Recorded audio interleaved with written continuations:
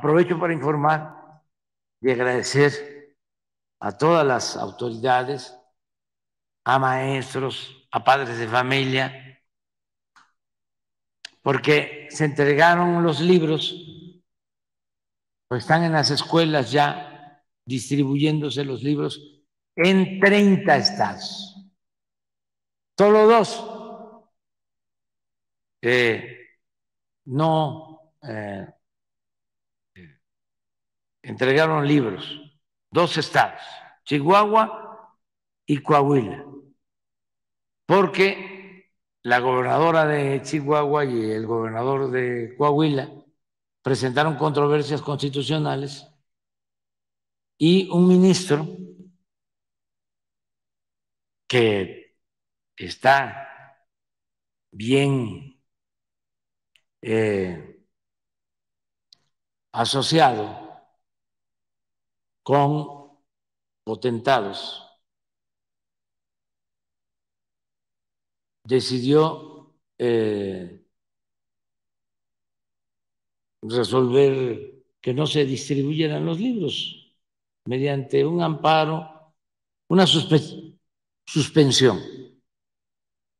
Este señor ministro Aguilar, sí, al mismo tiempo que este señor Aguilar, porque eso nos los informó el procurador fiscal, yo ni lo sabía, pero aquí se informó de que guardan en su escritorio un expediente en donde una empresa está en litigio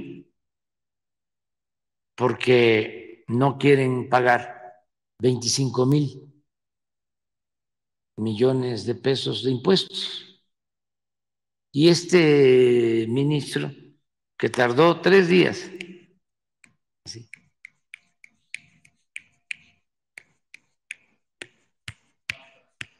fast track, justicia pronta y expedita, para amparar, para que no entregaran los libros a los estudiantes, 3 días. Lleva más de 8 meses, ¿no?, con el expediente, porque llegó ese expediente después de trámites y trámites, ¿no?, por todo el Poder Judicial.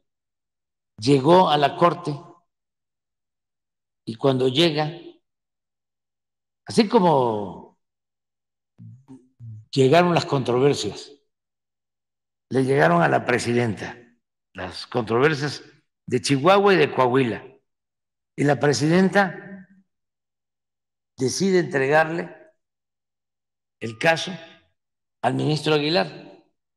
¿Por qué no se lo entregó a otro ministro? No, pues ya sabían. Pero llega primero la de Chihuahua y le entregan el caso a este ministro.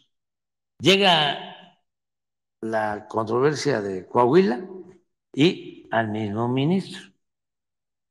Son 11. ¿Por qué al mismo, no?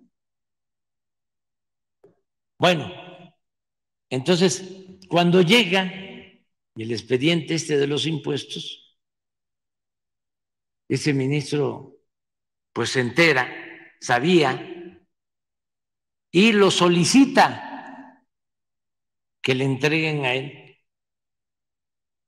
el expediente. ¿Cuál es el procedimiento ahí, abogado? Sí, o sea, ¿por qué no lo explica un poco? Para ilustrarnos a todos, ¿no?, conocer más. O sea, el derecho, como la economía, como la política, no es asunto nada más de los abogados, ¿no?, o de los economistas o de los politólogos, es asunto de todos, ¿no? ¿No es así? Todos tenemos que tener más información. ¿Cómo es el procedimiento? Sí, En este caso del expediente. O sea, fiscal. ¿por qué lo pide él? ¿Del fiscal? Sí.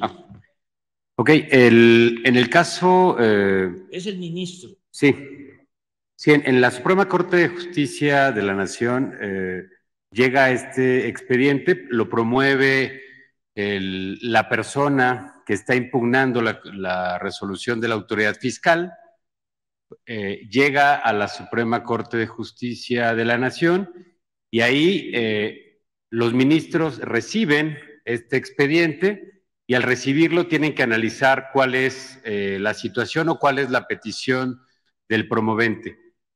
La misma ley establece que tiene que ser un caso novedoso o relevante para que lo pueda conocer la Corte y entrar a su estudio.